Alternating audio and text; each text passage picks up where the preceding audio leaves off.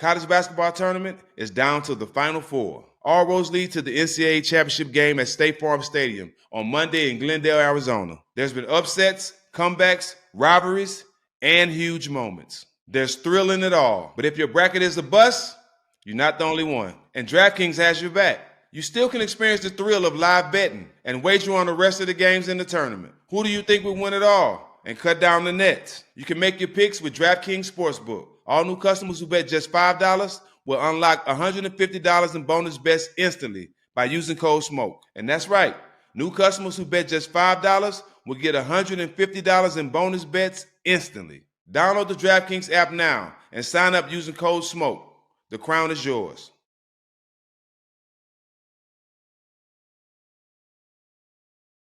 What up, ATS fam?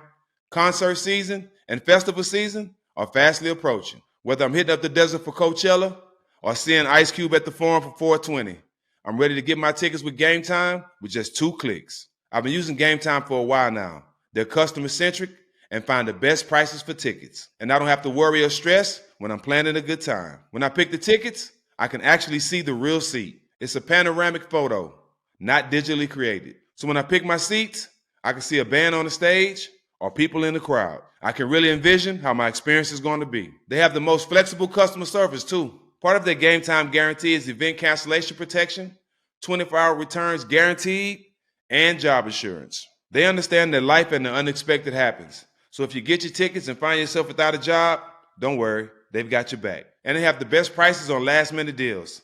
I've seen them up to 60% off. Take the guesswork out of buying tickets with Game Time. Download the Game Time app and use code SMOKE for $20 off your first purchase. Terms apply. Again, create an account and redeem code SMOKE. Download the Game Time app today. Last-minute tickets, lowest prices, guaranteed. Welcome back. All the Smoke Indy 2024. Jack, it's cold as a bitch outside. Day 2 though, but it's hot in here. Yeah, we definitely have it turned up. I've been chasing Twan down for a minute because I think there's a lot of misconceptions about him as a person, him as a player. Facts. But just also how motherfucking cold he was, first and foremost. So, man, we finally made it happen. Welcome to the show, Antoine Walker. Man. Appreciate you, bro. One of our brothers. One of our real brothers. Yeah, Yes, sir. One of our real brothers. Before we get started, too, man, congratulations, too, man. I Thank love you guys changed the game up, man. So I'm on the outside inspired by what you guys are doing. Man, you know I reach out to you all the time trying to hopefully one day be in that space with you guys. Yeah. So congratulations, man. You guys have changed the narrative. Thank You're giving us a platform to share our stories the right way. Come speak your truth. I mean, let's get right to it. I mean, again, there's a narrative out there. Before I ask this question, we had Iman Shumpert on, and he spoke so highly of you, how you're still so impactful within the community, what you do inside of Chicago, what you've done inside of that city. You know, they say you spent all your money and you were on bad times. I've heard conflicting things, but they say outside of that, you never changed as a person. You've always been you. You've always been giving. You'll give the shirt off your back. Even when they said you didn't have it, you were still giving it. So that's what kind of makes me think. But talk to us just about that time and you know, with the money and the issues that you had and how you've been able to kind of climb out of that and reinvent yourself. Well, I think obviously everything has some truth to it. So I mean, obviously I played in the league. I was very fortunate. I made over $108 million playing over a 13-year career. Had a really good shoe deal. So I've probably seen $130 million. So I made a ton of money in my career, but also I did a lot of good things too with it. But I think when you hear guys talk about stories, like especially Iman Shumpert, they just seen the times that I would have host events in my city, invite you guys like yourself down and bring them into the city. So they got a chance to know me on a personal level, as well as my teammates too, as well. So I think everybody can always form an opinion because I did live in a very expensive lifestyle. Mm-hmm. I mean, I come from a family, I'm the oldest of 6, man. So when I got it, I wanted to make sure they was good. I wanted to enjoy it. So that's definitely a true part of my story. I think obviously what happened to me, and people don't really talk about it no more, is that when I filed bankruptcy, I had a situation in Vegas happen at the same time. So that's what made it look really like, wow, he don't got no money. So I was in Vegas training. You guys know Joe Bunazart out there working out with the guys. Stayed out there 6 weeks, man. I lost $1 million in 6 weeks. Gambling? Yeah. Ooh. So I was like, man, how the hell am I?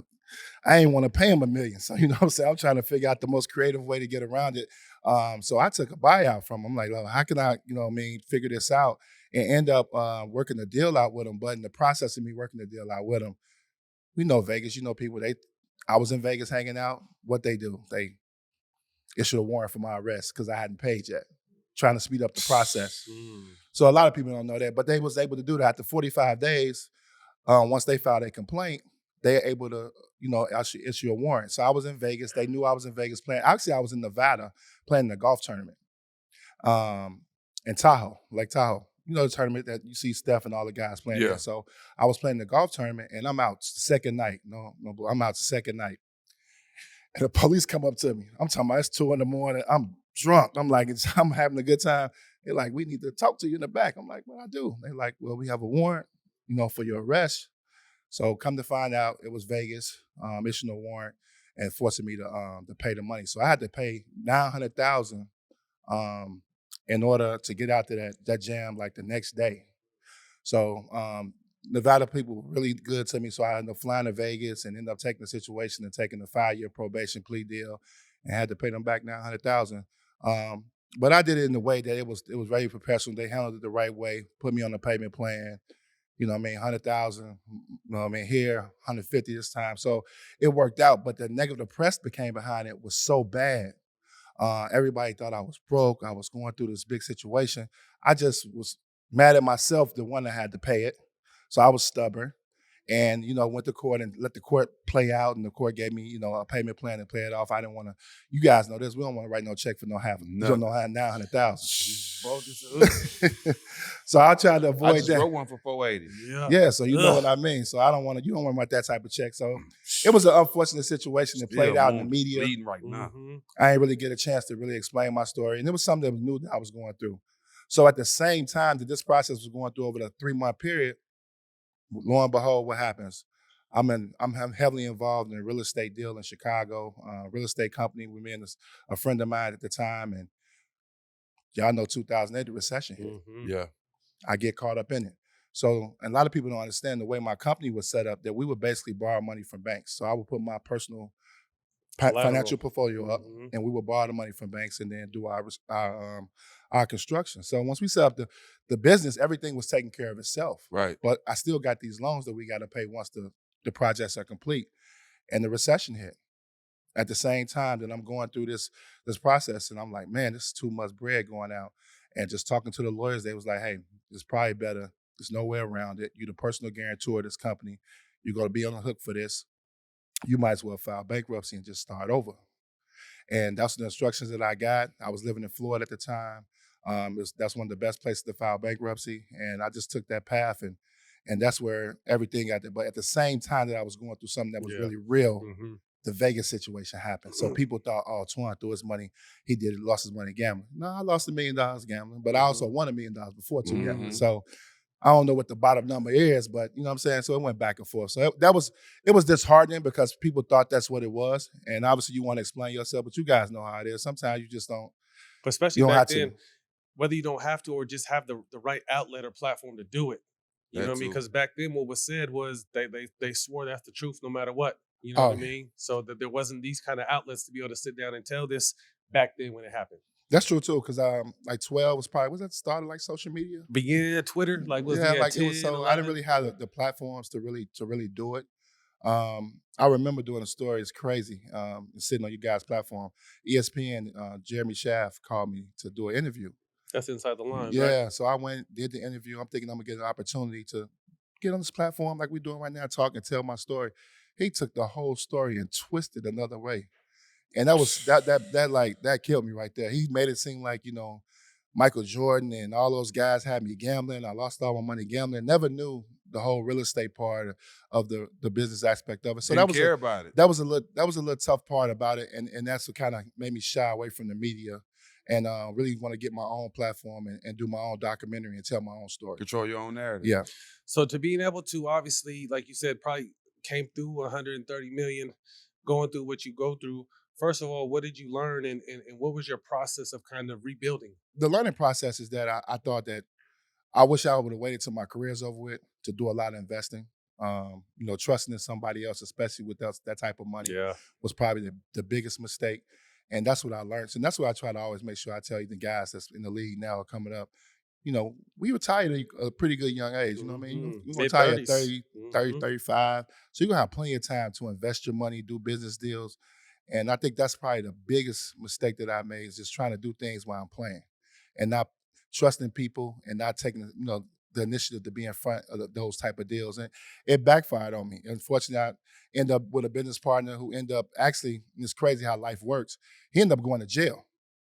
But at the same time that I'm in the bankruptcy, he ended up going to jail for something that was nothing to do with me, some other mortgage fraud stuff. So I just tell you, so I was just with a bad, we make some mistakes in life. You meet bad people. Everybody's not going to be 100 and you live and learn. So that probably was some of the things that I regret. You wish you could have those moments over. But, you live and learn and you try to move on and try to make it a learning tool. I always thought it should be a learning tool for a lot of other athletes because we all sometimes get caught up in that and we focusing on basketball and we let other people handle our business. Grew up in the South Side of Chicago. They say the South Side got the offense and the West Side got the defense. Is it true? Yes and no. Yes and no. See, I'm tricky though, Jack. See, I'm South Side, but I went to Catholic school. Okay. So I was very, So when I grew up, gangs and drugs was really infested in the community, and public schools were kind of tough to go to. Yeah. So my mom wasn't having me go to public school. Okay. So she sent me to private school. So it was a little different for me than some of the other guys in the public school. So I never went through that. Like they had to play at 3:15 because of gangs.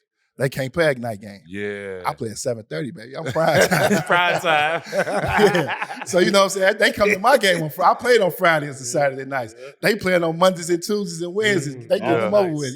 So it was just I had it a little different. I would play against those guys in tournaments. Yeah. And obviously in camps and all that, but I didn't have to go through that. You know what I mean? I was so grateful for my mom to be able to, and we struggled, man. I can tell you a quick story. So I shouldn't even went to Catholic school. I couldn't afford to go. So the school had a scholarship program.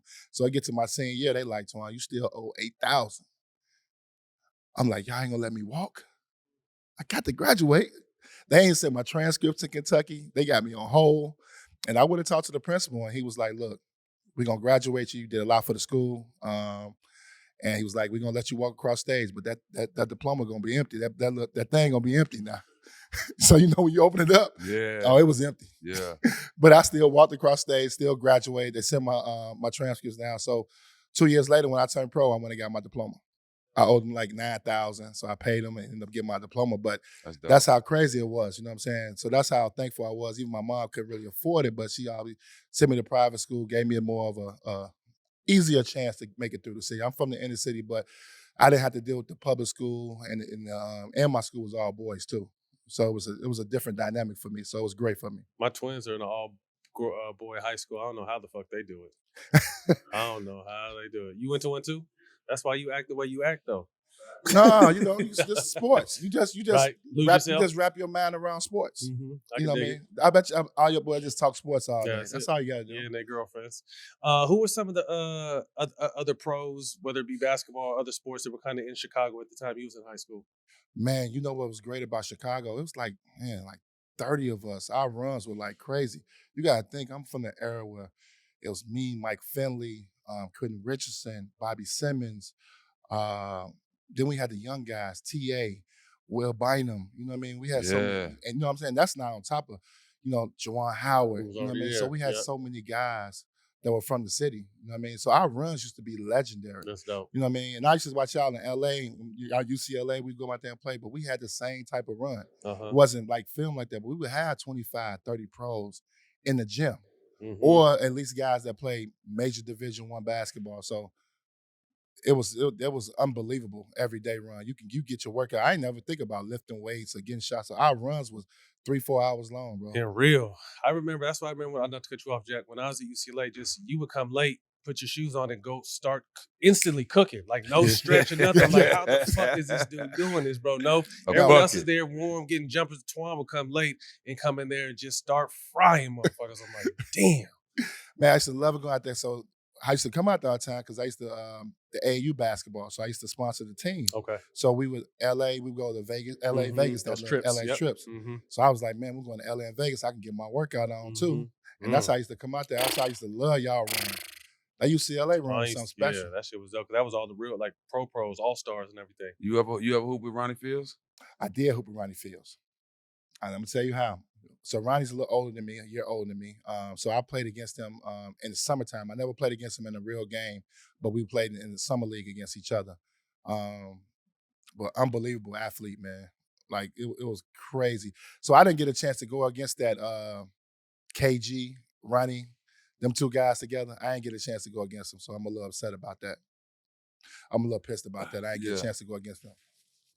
But they changed the city though for high school basketball when Kevin transferred for that first year, and obviously we all know what happened to Ronnie. He probably would have been a pro with us one day. You know what I mean? That accident. Really I asked you because I talk about it all the time, but you seen it firsthand. Oh no, he was definitely that guy. Yeah, definitely well respected. People loved him. It's just the accident killed him, and then when Kevin came, they had the city on lock. Yeah, for a public school team, they had the city on lock. Farragut, right? Farragut High School. Yeah. No, I've been talking to Ronnie on DMs. We're going to get him. We're going to sit down with him. Give me your all-time Chicago starting five. Ooh. Oh, wow. Why would you do that to me, Ooh. Jack? Ooh. And what city you going to put your five up against? Ooh. Hold on. Twelve could play the 2, 3, or 4. I like that. That was a good one. Well, I'm going to go with 2 point guards. I'm going with Isaiah Thomas. Yes. And Derrick Rose. Okay. Killer. Now that's my backcourt. Now I gotta put myself in there. Of course. Come on now. So I'm one of the forwards. And then Mark Aguirre. See, y'all don't see Mark Aguirre in the hall. I know. Mark Aguirre, number 1 player in the country. I know. Oh, Mark Aguirre.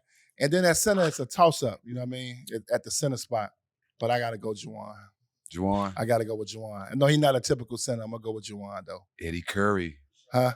Big Eddie Curry. Was he from there? Was Eddie from Chicago? Yes, Eddie from Chicago. Ben. But see, Ben, when obviously Ben got killed his junior year in high school, but I didn't get a chance to play against Ben, so I only saw footage. Rashad Griffin, and Tommy Hamilton, they were good. Yeah. But when you talk about the best, nah. Yeah. But they was, you know what made them unique? They was the first time that was kind of 2 7-footers in high school on the same team. Yeah. So that's what made them good, and that's what made them really special. I wanted to go to King when they both was there. It just wasn't enough balls, man. You know what I mean? You weren't gonna be able to get no shots up. You had to go inside to them first. I wasn't gonna do that. Not back then. Not back then. But no, Chicago. But center's got to be Juwan. Yeah, Juwan. And Derrick and Isaiah. You take your pick. Come on, right. Man. Can't go wrong. Take your pick. The March Hoops tournament is the holy grail of sports playoffs. But with the brackets just waiting to be broken, the stakes are high and the drama's real. That's why our friends at Coors Light are looking to bring the chill to all you basketball fans around the country who are suffering from broken brackets. After all, you can't let an upset break you. A winning bracket isn't guaranteed. But some things are guaranteed, like the mountains on a Coors Light bottle. I always know those mountains will be blue when the can gets cold. This March, I'm choosing Coors Light, and I'm choosing chill. I'm embracing the chill mindset, even if my bracket is a bust. My bracket doesn't define me. I'm chilling regardless, and it's all good. Look out for prizes throughout the rest of the college basketball tournament at CoorsLight.com/MarchHoops. And make it easy for yourself. Get Coors Light delivered straight to your door with Instacart by going to CoorsLight.com/smoke. That's CoorsLight.com/smoke. Celebrate responsibly. Coors Brewing Company, Golden, Colorado.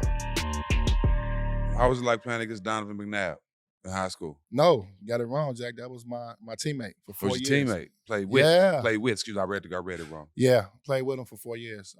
Unbelievable. Different because was he a point guard or was he just a He stocky? was a 2 guard, stocky 2 guard. Yeah. Second leading scorer on the team, but super athletic. But you know what's even more fun watching him is watching him play in football. They won state title, I think, twice.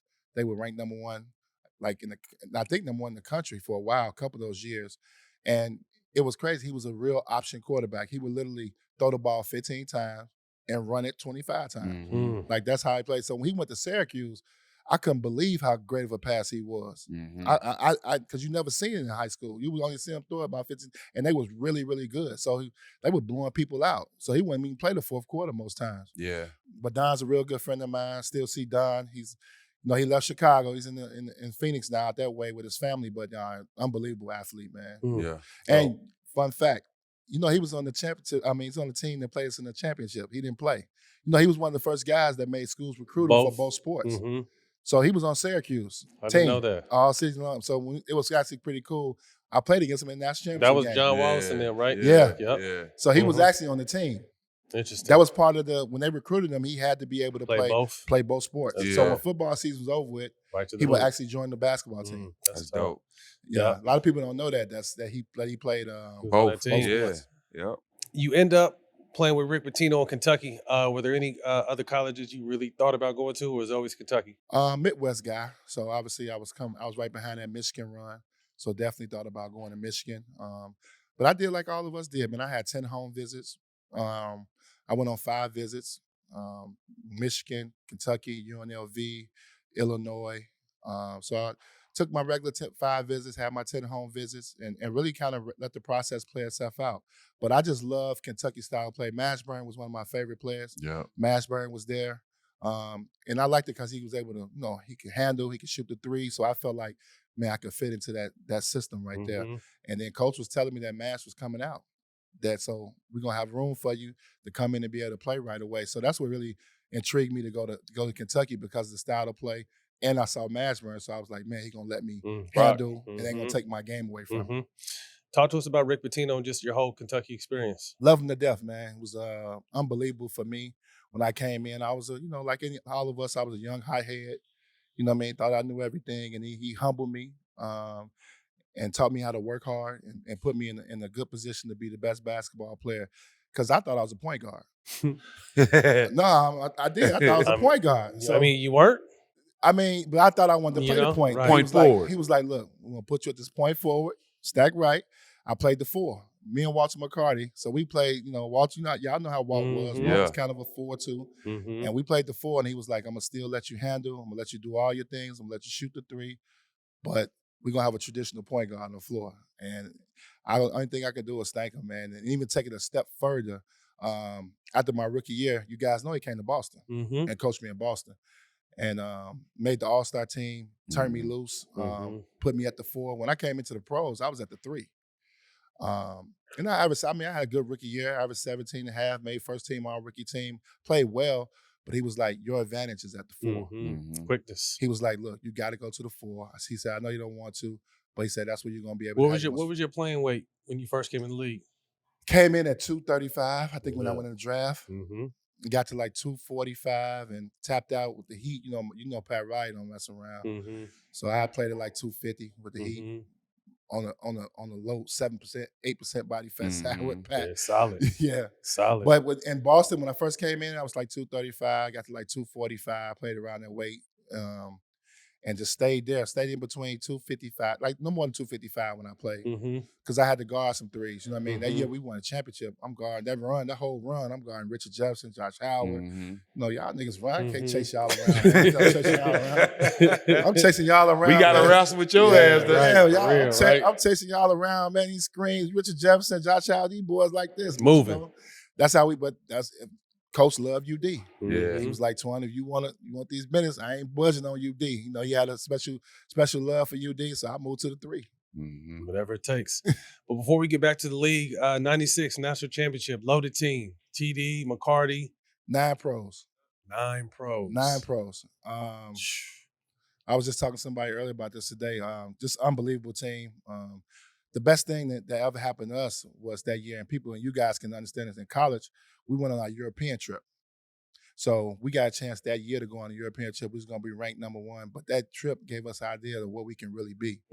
And to be honest with you, man, our practice was tougher than our games. And that's not bragging or something, but our practice used to be strong because we was fighting for minutes. Yeah.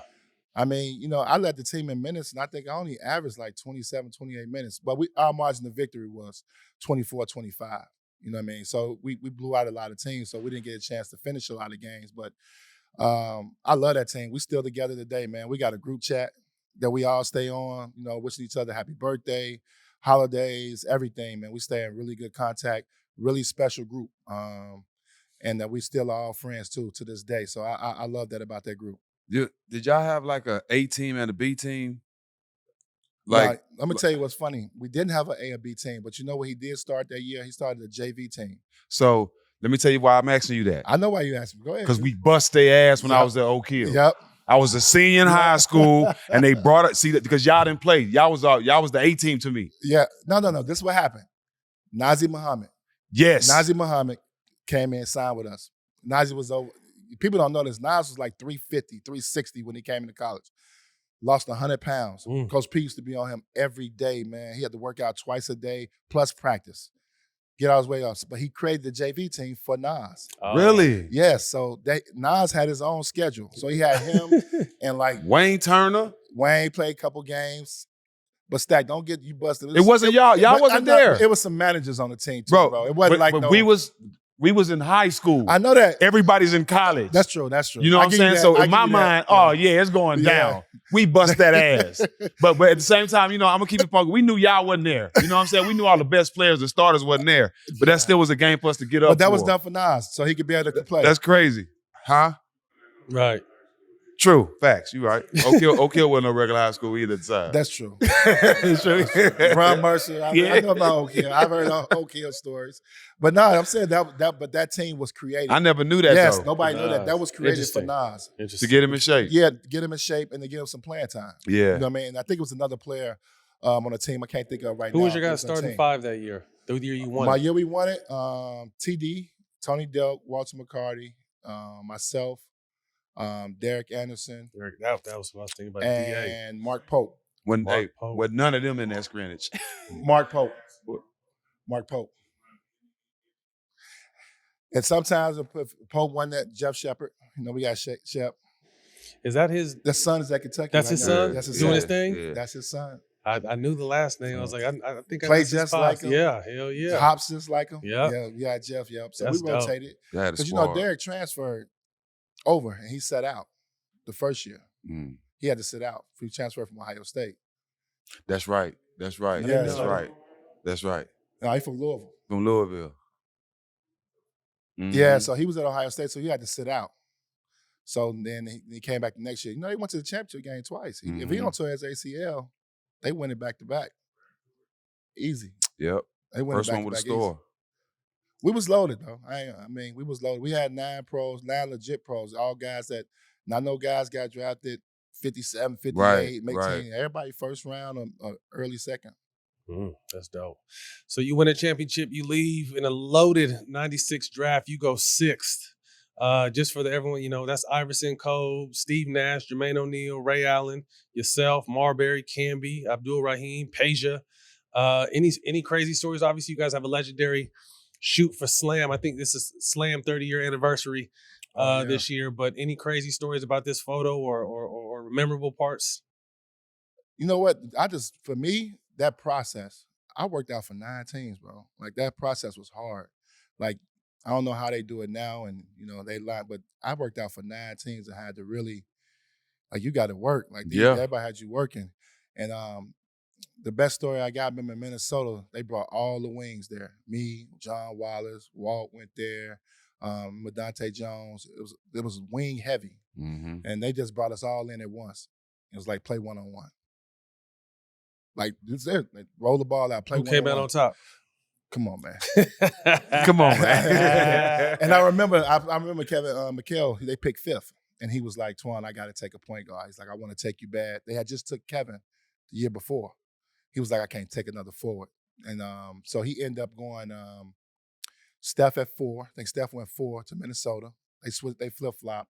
And the day of the draft, Eric Montross got traded. Rest in peace. He got traded to Dallas, and they flip-flop. So Dallas moved to 9, and we went to Boston went to 6 because they didn't think I was going to make it down there. 9. Mm-hmm. And I ended up getting picked by number 6. But I wouldn't change it for the world, man. My workout in Boston, man. Larry Bird, Red Auerbach, ML Carr was the head coach, GM. Dennis Johnson was still alive. I mean, you got to think Tommy Heinsohn, JoJo White. The history. All these guys at my workout, bro. Like, that the tradition, it was like you wanted to be there. You know what I mean? If you got an opportunity to be there. So they ended up moving up on draft night and taking me 6. It's said it's the greatest draft class in the history of the game. I think so. I'm not just being biased. If you look at like the second round picks and impactful guys were on the teams, just take a peek at it. Like, and sometimes just look at it and be like, how impactful guys was on the team. These one guys just got drafted. Right. They had some impacts, Mm-hmm. on the game. So that's why I always think that. That's what my argument comes in at. You know what I mean? I know a lot of people think about the LeBron class, right? It's that they got it. They I up could have there. been in that draft too. That one or the using the I was one supposed after, to be right? in that one. Yeah, so but I think it's a fair argument. I think we number one. I remember them doing a special, doing the interview for it, and they was talking about them. When I really started looking at it and really analyzing them, you look at our second round picks and guys that have been productive in the NBA, it's definitely the best draft. What was your relationship with Sonny Vaccaro and Adidas? Wow, man. Like a father figure for me. So you guys know this. So when AAU basketball started, when we was coming out, it changed. So the camps. So obviously my sophomore year, I went to Nike camp. This is back when you had to go to class too. Y'all remember that? You had to go to class and go to camp. So I went to Nike camp my sophomore year. And then the next year, Sonny had started Adidas. Our AAU program was Adidas program, and Sonny was like, hey, we want you guys to come there. And what really helped my career is that back then, tell you another story, you had to play with your state. They didn't know how they mixed the teams up at camp. They didn't mix the teams up this year. You had to, NCAA changed the rules. Wow. So you had to play with your state. And Mr. Irvin, rest in peace, was like, listen, he was the coach of our team. He ran the AU program. He was like, look, I'm going to put you at point guard. Well, he's like, I'm going to play you at point for the thing. And I ain't going to lie, for the first 5 days, I tore camp up at the point guard spot. So I went from like top 30 in the country. I left there like 5th in the country. Ranking rise. Ran out of gas like on the 6th, 7th day because you had to be there 7 days. So I ran out of gas towards the end, but I had a great time. This is the year Felipe Lopez was number 1 in the country. Steph was like 3 or 4 in the country. So it was that year. But I ended up moving up to number 5, leaving that camp, and it was history after that. But Sonny took care of me, man, made sure I was good. And a funny story, so my sophomore year, we finished up, we win a title. And you know, back then the internet was a little different. So my boy called me, one of my good friends, was like, man, you should come out. I'm like, back then we weren't thinking about coming out, at least doing 3. Maybe just stay all 4. So I'm like, nah, I don't think I'm ready. I'm like, nah. He was like, man, call Sonny, man. So I called Sonny and said, Sonny, hey, I'm thinking about coming out. What you think about this? He was like, give me a day.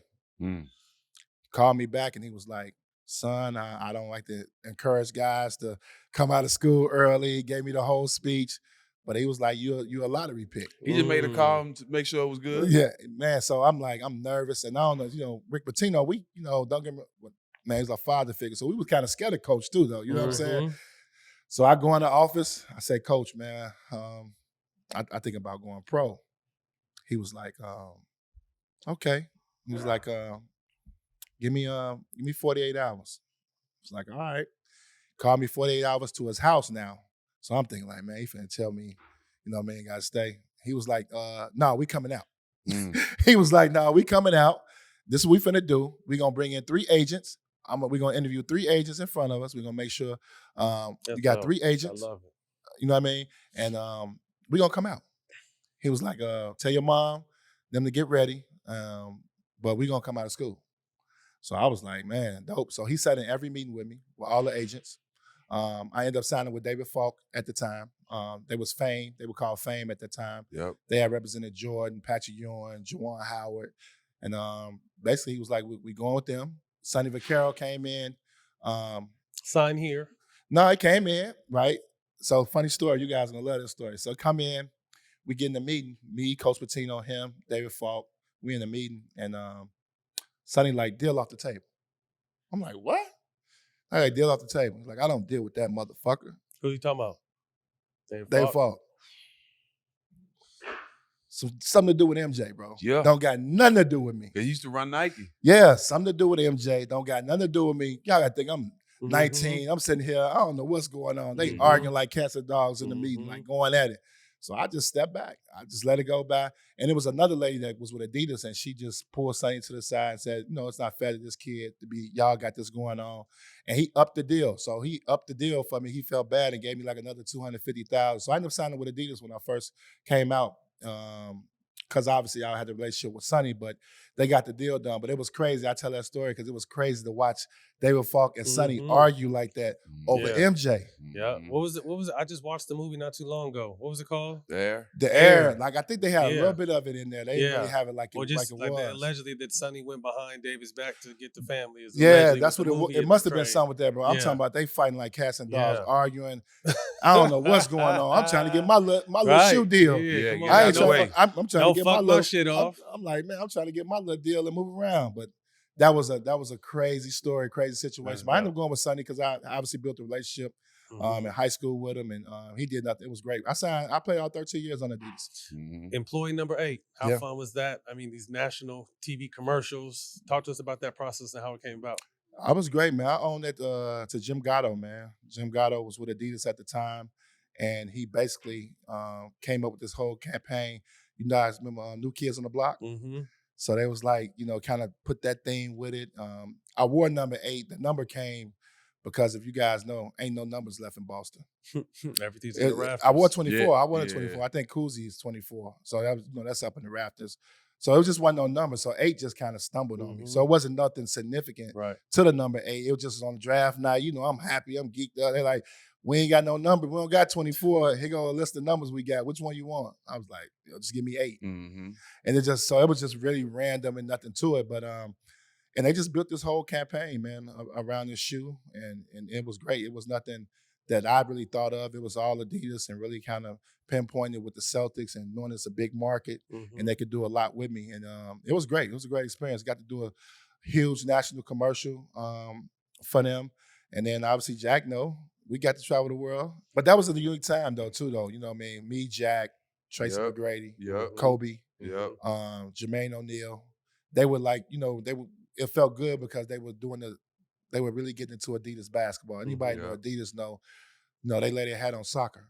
And they were really switching the narrative and really getting into basketball and really giving us a global opportunity to be famous, to build our brand and giving us insight on what shoes we wanted to wear. They were just changing everything. So it was great to be a part of that.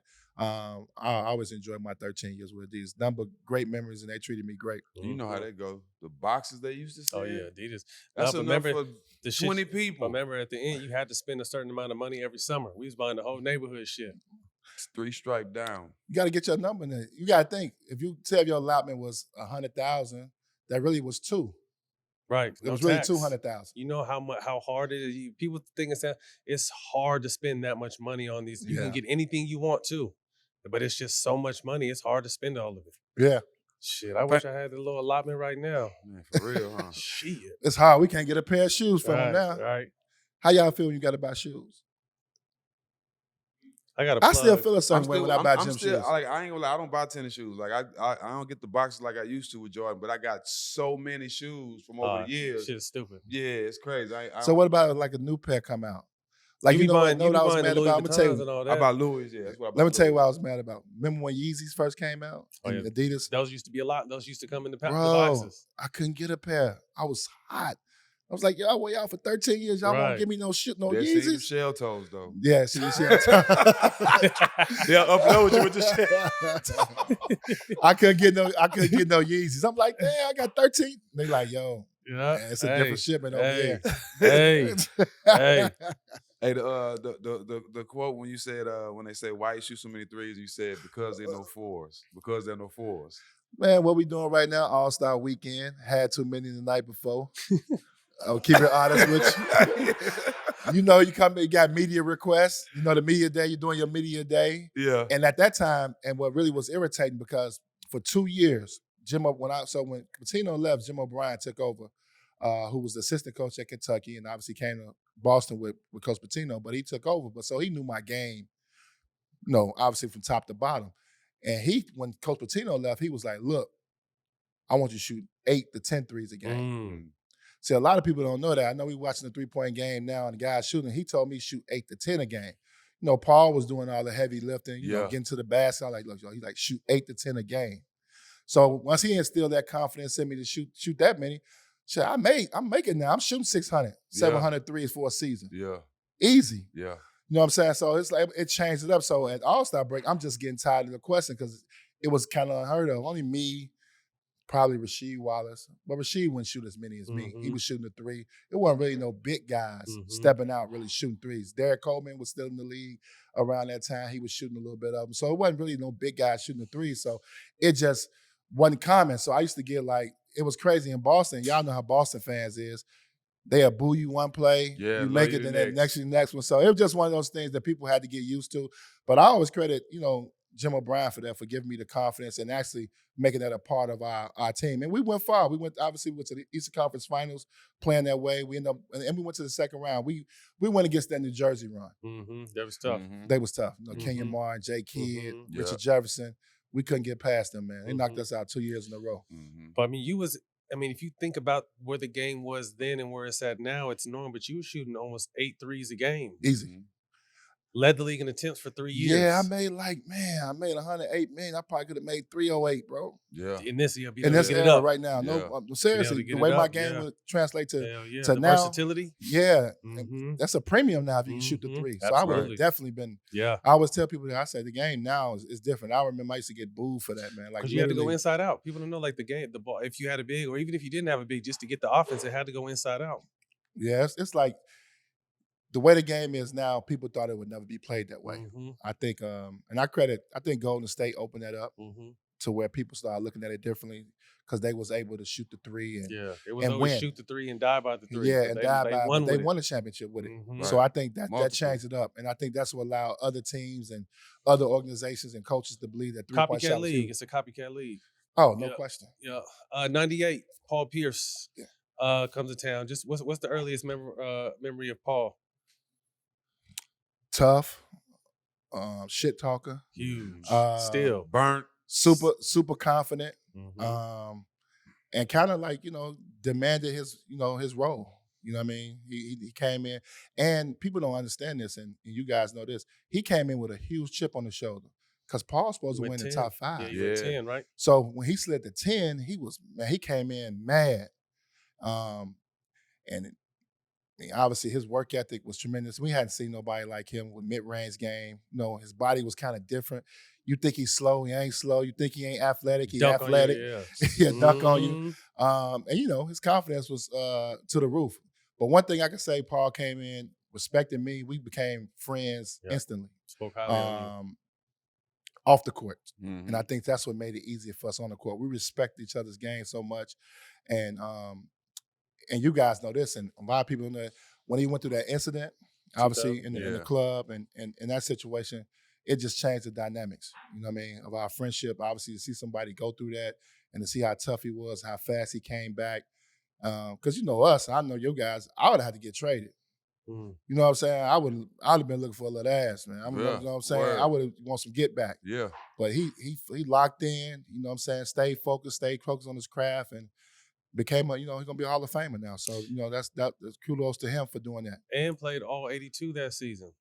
That's what I'm saying. I used to watch him look himself in the mirror, man. Used to have like little nicks and stuff from the stabbing, right? from the stabbing, and he would just look at it in the mirror. You'd catch him in the bathroom in the mirror. So I think he just uses it as motivation to me.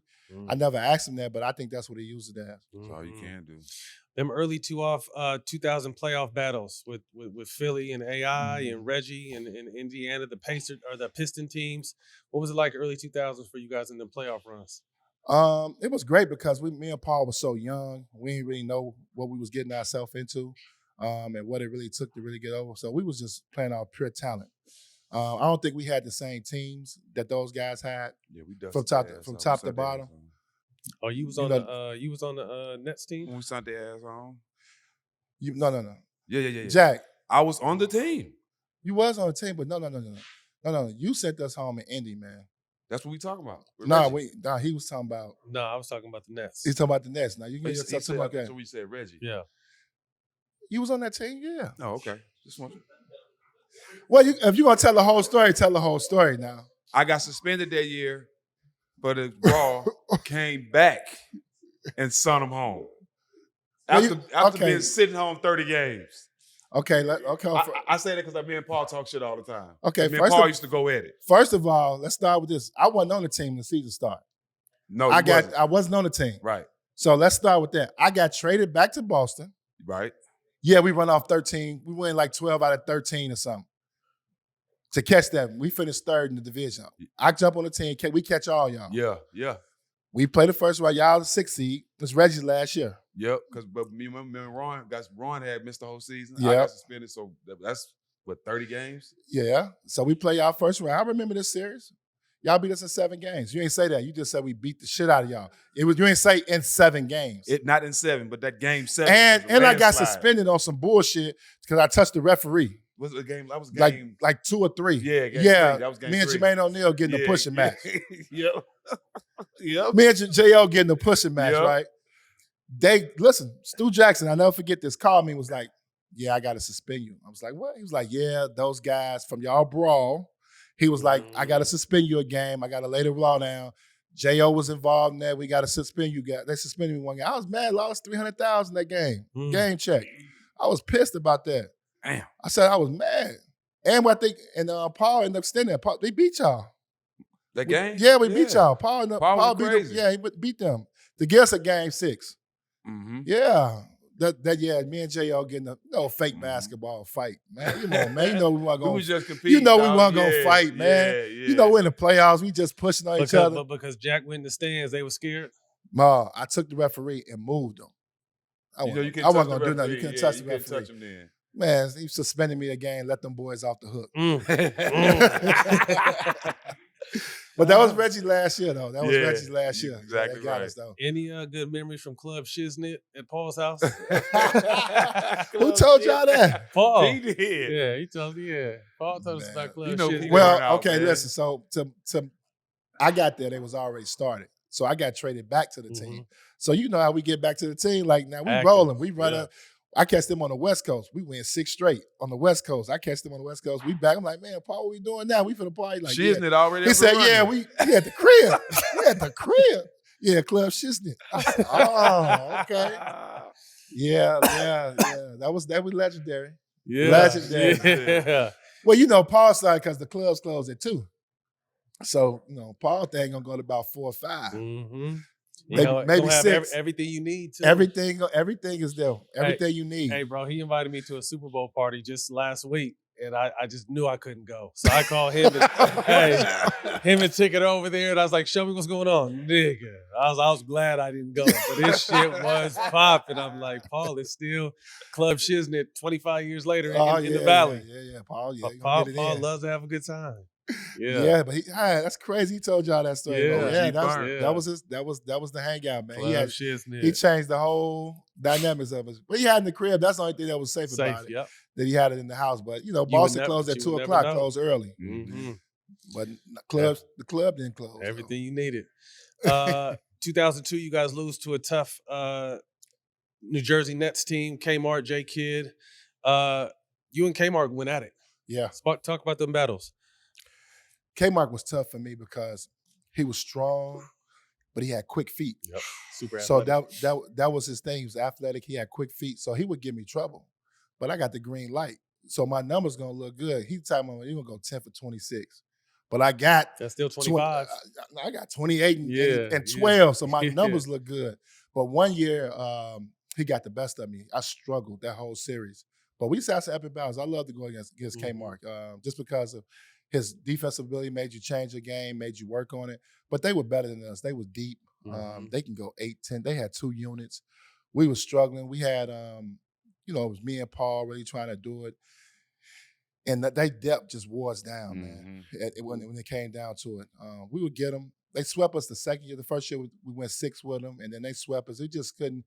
And we caught people don't understand this, and you guys got to remember this. We caught that triple-double Jason Kidd for 2 years when he was setting them records. Going to the that's finals that's the Jason Kidd that we played against. Lightning fast.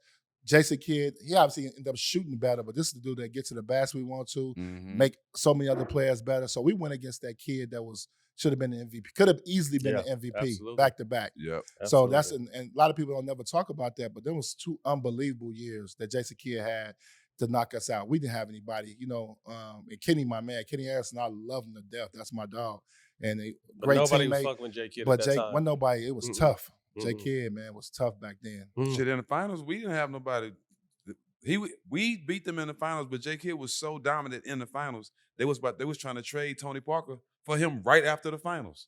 Immediately after the finals, they were trying to trade him for Tony Parker. Believe it, bro. Like that. He was that good. We went against that Jason Kidd was second to none, man, and they couldn't get over that hump. Never. It stopped me from going to farm. We thought we had him. We felt confident, but it was something he just turned it on, man. Mm-hmm. And we went up 2-1 in the series. We thought we had him, but that dude, I think he averaged a triple-double for the series. Something crazy, like 20, 15, and 15. Some dumb numbers. It was something crazy, yo, that he averaged for the series. When did shimmy come about? Man, it's crazy. In college. So, like I was sharing with you guys the college story. So, we used to dance. It's a big silly nigga, man. At campuses, in the dorms and stuff like that. We used to mess around and dance and all that. So one time in the game, I just, I got a dunk and just started shaking. I'm like, okay. And everybody started laughing. And then coach said, look, you can dance all you want, as long as you get in this press. Mm-hmm. He was like, as long as you get in defense. He said, I don't care what you do. So once Coach Pitino says law, I started dancing, man. So if I get a dunk, it was better to get an and one. Yeah. But if I got a dunk and start dancing and get back on top of the ball, look at some of my college highlights. I would dunk and then get right on top of the press. So shimmy didn't get the press?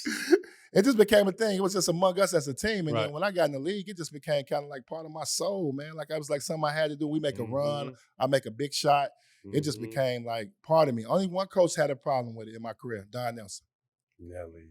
So I got traded to the Mavs. That's surprising. I got traded to the Mavs. And I got traded right before the season started. So it was preseason. So we playing Sacramento in a preseason game. I get off. It's a preseason game. I get off. I dance. I do a little shake. Man, after the game, the first thing topic ain't about the game. It's about me. Hey, we don't do that here. I don't want you dancing. He used to call me Walk. You can't dance here. I'm like, damn, coach. He's like, not here. But I got to respect Nelly, man. You know what I'm saying? You got to respect Nelly. Y'all play for him. Y'all know that. That's my man. I love Nelly, so I had to respect him. So he took it away from me, man. Yeah. He took it away from me, man. Yeah. Played a key role in 2006 in the Heat championship team, averaged 14 points. How did it feel being on that team and winning the championship, playing against the Mavericks? Man, that's probably the best team I've ever been on, man. To be among those collection of guys, Shaq, young D Wade coming into his own, but Gary, Alonzo, Jay Will, Bubs, Posey, UD, and we had this thing that we made up called 15 Strong, and people thought it was a joke, but it really was 15 Strong. I never played on a team in my life and partied and played basketball at that level and won a championship. It was like a whirlwind, bro. Mm-hmm. I'm not lying. Like South Beach was calling me every night. You know what I mean? Well as, and then we practicing 3.5 hours every day. Like this was crazy. And then the expectations was to win the championship. Mm-hmm. See, a lot of people don't know that year. When I got there, we struggled the first 10 games. Is that when Van Gundy was the coach? Yes, Pat fired him and came down, right? Yeah. So when I signed there, Van Gundy first day called me and he said, "Listen, I got to start UD." He was like, "I need you to come off the bench." He started telling me these stories about all the great 6 men in the world. I roll with it. I'm like, "All right, coach, I'll come off the bench." He was like, "Look, you're gonna be first one in. You're gonna still get your minutes, but I'm gonna start UD. He's earned that right to be the starting power forward." I'm like, "All right, cool." So I basically came off the bench for the first 21 games, 22 games. Pat Riley took over. Nah, bro, you start. You make too much money. I play my money. Exact words, I play my money. Mm-hmm. You start. He was like, you gotta play the 3. You gotta learn how to guard. I was like, you gonna start. You need to learn how to play the 3, and you're gonna have to learn how to guard. So now I ain't chased in a minute. I ain't chasing you I'm just chasing all you niggas around the court. I'm just a power forward, slow. Mm-hmm. Now he's like, you gotta learn how to chase. I was like, cool. He was like, look, this is what I'm gonna do. He's like, I'm gonna sub you out first, and then I'm gonna play you with the second unit so you can get your shots. He said, everything going through Shaq and D Wade. Mm-hmm. That makes sense. He said, everything going through them. That's one thing I love about Rise. He's such a straight shooter. He's tough, but he's like, look, everything going through Shaq and D Wade. I'm gonna sub you out early. You play with the second unit. I'm gonna run 1-4 pick and roll for you, turn 4s for you, and that's how we gonna roll.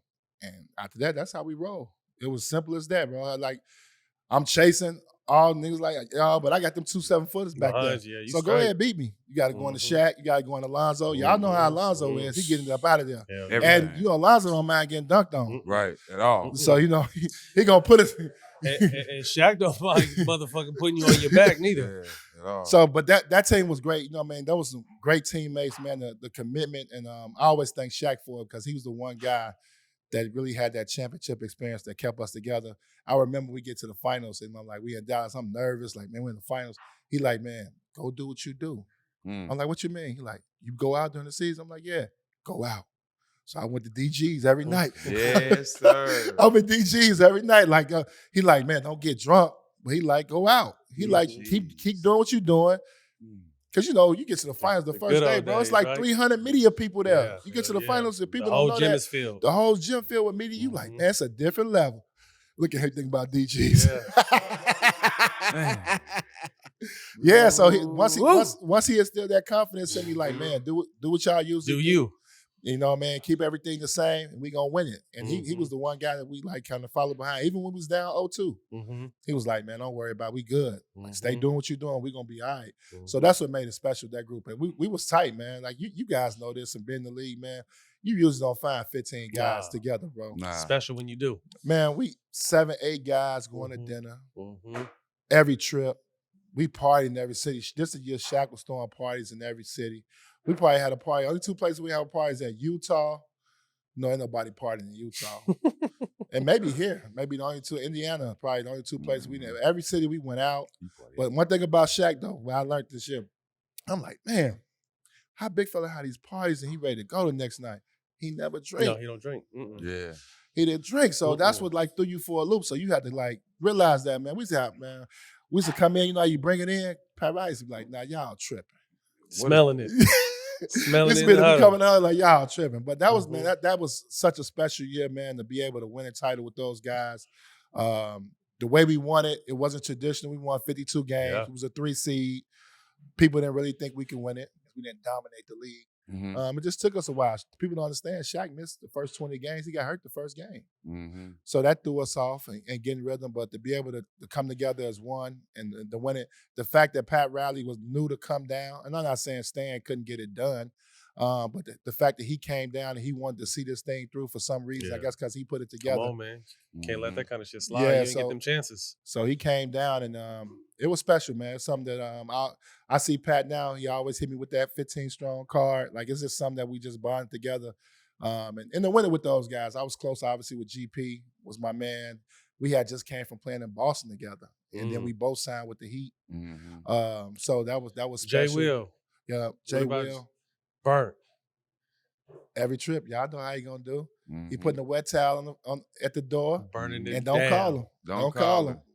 He ain't going out on the road. Nah. Only thing he gonna do, he may go to dinner with you, depending. Yeah. You know, he want to get to the room, And wet burn that it towel. Burn it Burn up. it up. Did you ever go out eat with him and see his face when people would ask him for like an autograph while he's eating?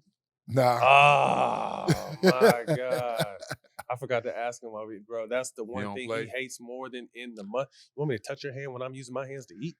Like Jay Will was not going. Yeah. Jay Will was funny. But you know what else is special about that team that y'all people don't talk about? That was the coming out of D-Wade. He was good. He was really good. Don't get me wrong. But that year, he was special, bro. Yeah. And people don't talk about his finals enough. Ooh. Man, he was like 37, right? 37, 38 a game. Bro. Finals MVP.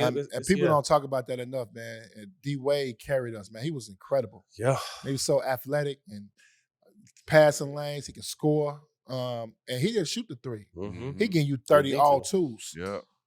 He wasn't even looking at the 3-point line. Them the all basket. twos. Reject the screen. So, you know what I'm saying? So that was what made that to actually be a part of that and to see that like transparent right in front of my eyes to see how good he becomes. So that was special to watch D-Wade. He carried us, man, especially in the finals.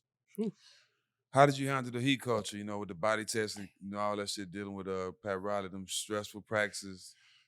Bro, that ain't for gonna 5 lie, minutes. man. That was tough for me. Like, so it took a while to get in shape.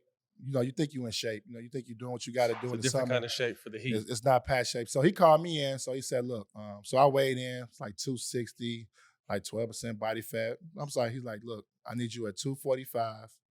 between 245, 250, and I need you at 8% body fat. You got 30 days.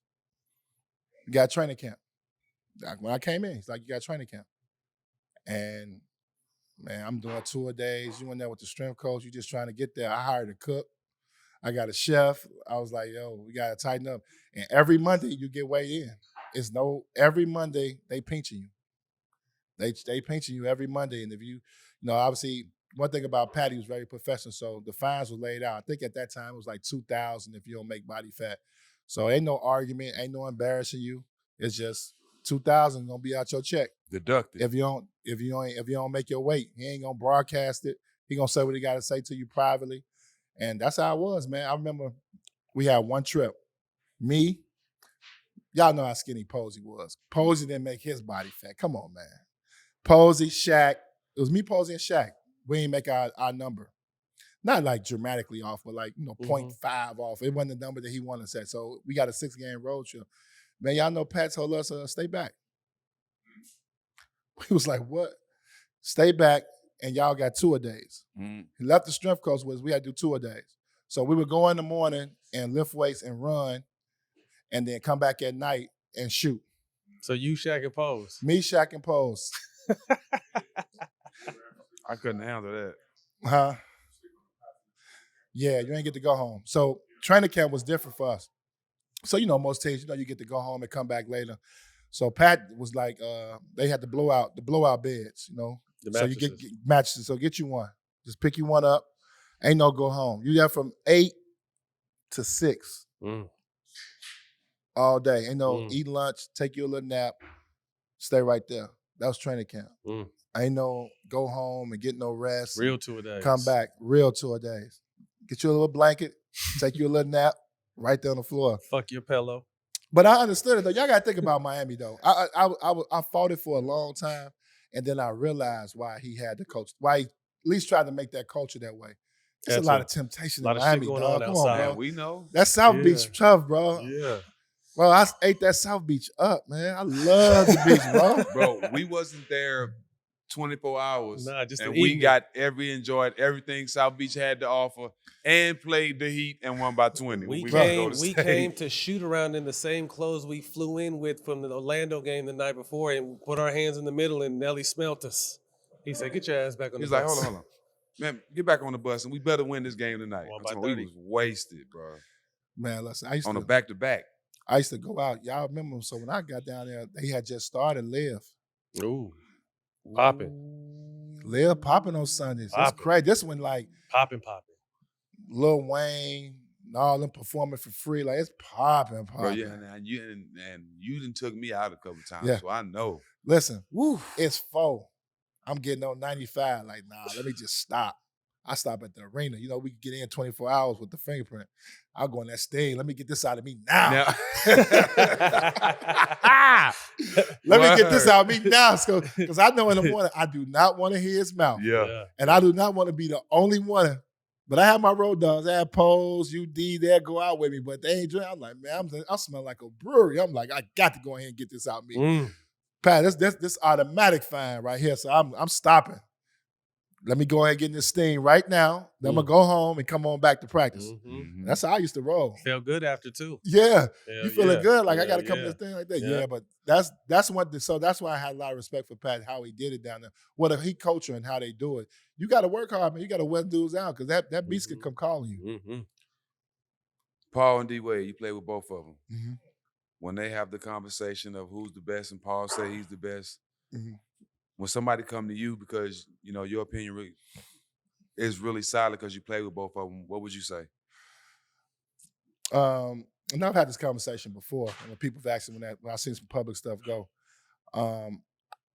I get disappointed when I hear the respect is not there for Paul. Ooh, it's crazy. Thank you. It's crazy. Thank you, bro. And I hate that. And I know, but basketball, playing, competitive, got game, ain't many tougher than Paul, bro. And I think that, and you hear this argument, and I think it comes from, people have favorites. Dwayne's a fan favorite in the world. People Top love 5 him. shooting guard of all time. Yeah, easy. No question. He from Chicago. I love him to death. And the funny story, I'm even add to that. So I went to Dwayne Wade, had a celebration for going to Hall of Fame. So I went to pay my respects in Chicago. And guess what conversation he wanted to have? This one. This one right here. Oh, did he really? Oh, no joke. Like, we celebrating this Hall of Fame. He Right. like, bro, why you ain't defend me, man? You know, we from Chicago. I'm like, D, he tough. He the I truth. told D, I said, he tough. I said, man, Paul tough as they come. I ain't saying, Paul ain't back down from nobody. I saw Paul go against everybody, bro. He don't back down. Like I said, I didn't see him put numbers up against everybody. So, Yes, sir. so I think Paul, the way true. Paul did it should have gave a little bit more respect to D Wade and just flat out said he better than him. But that's how confident Paul is when it comes to basketball. And I think because he has some crazy takes every once in a while, people don't know how good he really is. Paul but was a killer. you can go category with those guys. It's probably neck and neck, and you can probably, D Wade's more athletic than him. But Paul's a better scorer than him. Paul's definitely a better scorer. And a better shooter. You know what I mean? So it's like little things. I think defensively, D Wade was a guy that got in the passing lanes, you know what I mean? Those type of things. So people judge you off that. Yep. Both of you guys are defensive guys, but like sitting down, locking down somebody, Mm-hmm. P gonna sit down Yeah. and try to guard you. Yeah. So, it's just different. And people, us obviously in the game and play against those guys, understanding, I think people will look on the outside and just look at highlights. We see this grind every day. Both greats. Yeah. Both greats. P tough. Tough as, like you said, Tough as they come. That's no joke. Facts. That's tough as they come basketball. I ain't he's scared. He bought none. He really was the blueprint. And guards were doing it, Steve Smith and them were doing it, but he was really the blueprint for guards posting up in our era. Oh, yeah. Definitely the blueprint. The inside pivot, all that was all Pete. We all saw Paul doing that And first. something else Paul does is hot now, that side step three. He Paul was started doing that. that He shit back started then. that. Yep. Paul was doing that side step. He started that, yep. So, yeah. And people and that's the thing, and people don't understand that he has sneaky hops too. Oh, he still So does. he gonna meet you at the rim. Mm-hmm. And strong too. So that's a major difference. I just think when they was arguing, there's two different players, and I understood where P was coming from. I understand where D Wade coming from. Right. But they two different players. Yep. In the way they score, D Wade gonna get Slash or pick and 10 roll. in transition. Yep. You know what I mean? He's not more of a half court scorer. Mm-hmm. He started to score better shooting the basketball towards the end of his career, but everything with D Wade is getting out in the lanes, catching you one-on-one. A freak athlete. Yeah. Super freak athlete. He's number 6'3". Yeah. Tough. But P didn't have no holes in the offensive game. Nah. None. And he shoot 80 from the line. So he's gonna make you Yeah. And talk shit to you the whole entire time. When you sit back and look at your career and the accolades and the longevity, what pops out the most? I'm upset at myself. I didn't finish the right way. Talk about that. Got traded to Memphis. Lost confidence in the fact of, just came from Miami, playing on a playoff team, playing in meaningful games. Memphis is in a rebuild. I was with that Michael Conley, OJ Mayo, Rudy Gay. Young team. They were really young. They were rebuilding.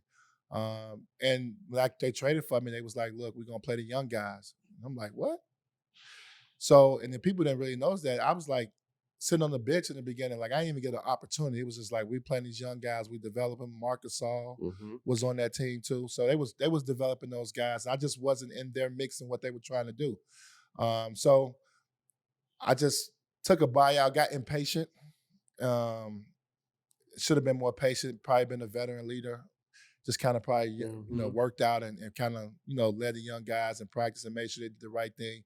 Things probably could have ended up a little better for me, but you know how we competitive, man. We seeing these guys play in front of us. We want to play.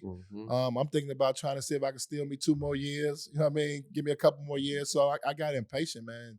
And Chris Wallace was the GM at the time. And a lot of people know that Chris Wallace was the GM with the Celtics. So I had a relationship with him, and I just went to him, was like, yo, can I get a buyout situation? Can we trade? He was like, well, you got an expiring contract. I wanted to use it for a trade. I was like, nah, just buy me out. I don't want you to send me nowhere else that I can't go. And he bought me out. But I ain't gonna lie, that black market was dead. That phone did not ring, bro. Like I was like, wow, I couldn't believe it. And then Chris Bosh got hurt.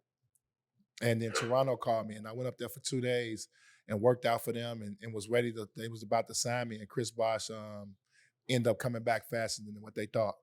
And it was over with after that, bro. It was crazy.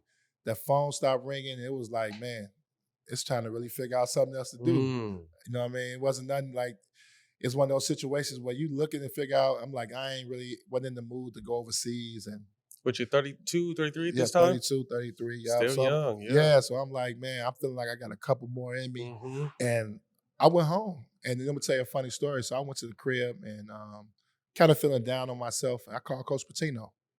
And I was like, Coach, man, I need to come down, work out, try to stay in some shape. I had to let myself go a little bit. So I went down there with Coach Pitino, went to Louisville, got me an apartment, and lost 30 pounds. He worked me out personally. Really? Yeah, one of the guys, he would work me out in the morning personally, and then I would go back with the assistant coaches at night.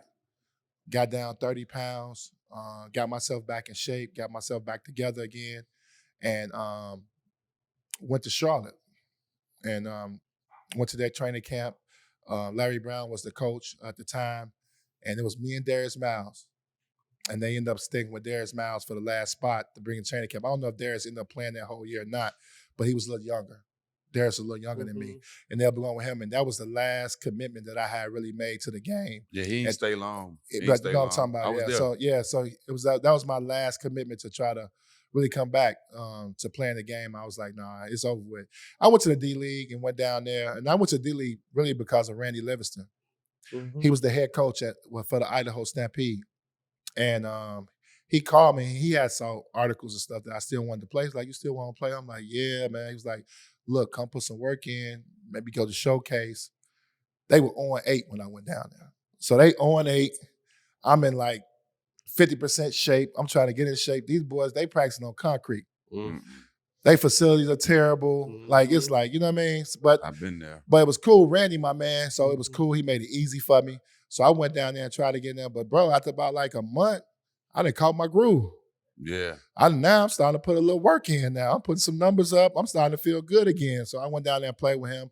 But it was good. It was humbling. It humbled me real bad. It humbled me really good because I saw how those guys had to try to grind and get to the league. You know what I mean? We flying coach. You know how it is. We go for different. You flying. Yeah. I'm like, yo, I can't fly coach. I'm paying for my own ticket to go first class. We stand at Holiday Inns. Like, you just getting humbled. You know, you Ritz-Carlton, Holiday Inn. You know what I mean? Glad you didn't experience the CBA. So it was just like a process. Like, it was just like that whole thing. And one day, I ain't gonna lie, man, I was sitting in the locker room in Idaho, and I just made an announcement to the team. I just thanked them guys for like embracing me and letting me be with them. And I was like, man, I'm retiring, man. So it's my last game, man. Let's have fun. Let's try to win. I just made an announcement, and I just let it go, man. I couldn't do it no more. It was mentally draining me. You know what I'm saying? I love the game too much. And it's when you can't compete, like, you kind of start to feel like, damn, I'm a bum now. Like, you know what I mean? You feel like you can't compete against the guys and you watching it. I'm like, nah, I'm going to leave this alone. It's time to do something else. So I tried it for 2 years. I went the first year and played that whole full season with them. And then the second year I started off, and I ain't had a motor no more. I thought I did. And then I didn't. I was like, I'm going to go. I appreciated Randy for giving me a chance and looking out for me, just really as my boy. Right. Like, come on, you know what I'm saying, and teaching me. And I just like, it's time to do something else. What's that transition like for someone who had so much success, tried to get back, doesn't get back, it's over? Like, what was next in your mind? What'd you do next? Well, I knew I wanted to be in sports in some capacity. So I was like, what could I figure out where I could be in sports? And Jack, we started 120 Sports, gave me an opportunity to kind of be in front of the camera. It was digital, it was online, but it was a chance for me to talk the game. And I started right there, and then I got my chance. I worked for the SEC Network for 3 years. Mm-hmm. So that really taught me the game. I got a chance to cover my college team and really dig into basketball and learn that aspect of one, being an analyst and taking it serious and doing that, because you got to put your work in, because obviously we removed from the college game. Right. So you got to learn the players again, learn that style, learn how they play.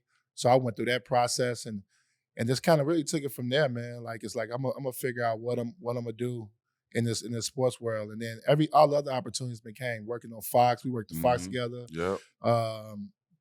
NBA TV, you know what I mean? I did everything. So now in the pace now, that phone rings more. Mm-hmm. Hey, Twan, just want you to come in for a week. Yeah. I don't got to work as hard now. You know what I mean? Because I put the work in for it. So, once now football's over with season, I'll get my runs. You'll see me, throughout. Fox will call me.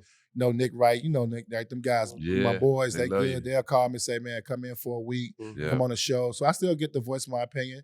Matt, I called you. I want to be able to be in the space you guys in, man. Yeah. Like and be able, I don't know, but I want to have this type of platform to be able to share my stories, to share those type of things. They need to be heard. You know what I mean? So that's why I'm at with it. I still love the game. Right now, currently, I do all the financial literacy.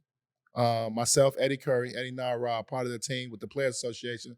So I get to visit all the teams and be around the guys. Mm-hmm. I'm on my run right now where I'm visiting all the teams and just try to help the guys with the mistakes that we made. You know what I mean? If they got any questions, share my stories with them, and hopefully they don't make the same mistakes. And they dealing with way different numbers than we dealing with. So they can make some mistakes and recover a lot easier too. Yeah. You know what I mean? So they can take more chances. But I try to be like that voice of reason for them, and that gives me a lot of pleasure to be able to help guys. When those guys come up with questions and you're able to help them and help change their lives, that speaks volumes. You guys know that. We're a fraternity. Absolutely. You know what I mean? We have so much love for each other. So it's right. the same. So I love that aspect of doing things. So I'm still a part of the game, man. That's the one thing I never wanted to do. I never wanted to be not a part of the game in some capacity. I feel it. This is what we know. This is what we love. Yeah, for our whole life. All we know. All right, quick hitters. First thing to come to mind, let us know. For someone who could put the ball in the basket, top 5 scorers in your opinion. Not players, just scorers. Scores, Michael, Allen Iverson, Kobe Bryant, KD. That fifth one, just probably T-Mac. Ooh, good call. Good call. T-Mac was a bucket. One album on repeat. What would it be? Reasonable Doubt. Ooh, Reasonable Doubt. Should have went triple. I'm a big J guy, man. I'm a huge Jay-Z fan, big J guy. Reasonable Doubt. Yeah. That came out twice too, man. It's a classic, baby. Yeah, you're right. Yeah. Most underrated player in the time you played. Wow. It was nice that just didn't get the recognition. Ooh, man, that's a tough question. Oh, most underrated player. In my era, our era, I'm gonna be honest, man. I think Stephon Marbury. Steph is very Great high. call. Steph is very high on my list. So I get upset sometimes when I hear we talk about top point guards to ever play the game, and he not mentioned. He was cold. That really bothers me. And I had the great fortune, obviously, to watch him play in high school. Obviously, only played 1 year in college, but pro level Steph to me, that's the one guy that don't get enough recognition.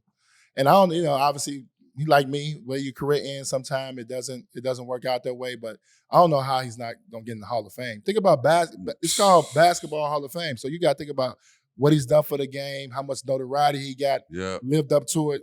How he don't get into the Hall of Fame is crazy to me. I still hope he gets in. What's your guilty pleasure? I wish I played football. Wide receiver. Oh, okay. You had hands? Yeah, of course. You know that? I'm talking about, just because you got them don't mean you got them. Man, I'm point forward, man. You know I got hands, man. I got hands, man. I'm a big football guy. Flashback, you see it? I'm a big football guy, though. I do all the I be with my boy. I do all the fantasy football, man. Like I'm a Bears fan. Unfortunately, I'm riding the wave. I'm struggling. One thing you wish you were better at. Oh, wow. Man. Shit, that's a lot of things, man. Let me think of one thing that I want the world to know that I was better at. Close that door. Shit. Probably me communication. Communication. That's like the second or third I one. I would think communication. I think, leave some things untold when you had the opportunity sometimes. Y'all know this. We spare a lot of people sometimes the situations. It ain't always got to be something negative, but we spare a lot of situations. I even think about family dynamics. Yeah. You know what I mean? Brothers and sisters, my kids, just, some things that you should have told them and you didn't tell them, and shit happens and you be like, damn, it's already on my mind. You know what I mean? So I would think that communication. If you could see one guest on this show, who would it be? But you have to help us get your answer on the show. Somebody in that phone book. Man. I mean, one guess. Let me see. Who I like on here? Gotta be an athlete? No. It don't have to be an athlete. No, Oh, anybody. okay. I'm thinking about a player. No, anybody. Anybody? It could be anybody. Just remember, you got to help us get them on the show. Somebody you cool with. So he said somebody you cool with. Man, I'm gonna tell y'all. I don't know if I can make some calls to help get it done, but y'all gotta get the president, man. Expert, you gotta get Obama on here, man. Man, Obama. make the call. Make That's the a good call. What call. you mean, Bo? Obama. Come on, Bo. You know who also want Pull to have a up, Bo. conversation with is you mentioned you work with Eddie Curry. I think that's he got a a done great deal. story. Unbelievable story. Yeah, and good dude too. It needs to be told. Yeah. That's my little brother. I talk to him all the time. And, Yeah. Pass him my number. yeah, I I would wanna holler definitely at do him. that. I got his number. Okay. Great, and he'll be great, man. He's actually now, and you brought him up. He's doing a terrific job of helping the young guys because he's a part of the financial literacy team Okay. now. Mhm. So a lot of people don't understand. He's one of the first guys to come out of high school, Yeah. and you know what I mean. Big contract. Yeah. Knicks gave him a big contract. Obviously, he's got a personal side to him with his daughter. That Yep. situation that happened with his kids. So he's a great story. And bro. him and his wife started a relationship podcast too, I think. Yep, they did. Yeah. Yeah. So he's in a better headspace right now. So I'm definitely gonna reach out to him and that'd be great. be able to share Yeah. some of his stories and wisdom and knowledge. Yeah. He's great for the young guys, Yeah. yo. I'll be blown off my feet when he talks to those young guys, bro. Dope. Because he's went through it. He came out of high school. Mm-hmm. A lot of people don't understand that. He was the number one, I think he was number one pick. Yeah. Yeah, so he went through a lot, man. Yeah.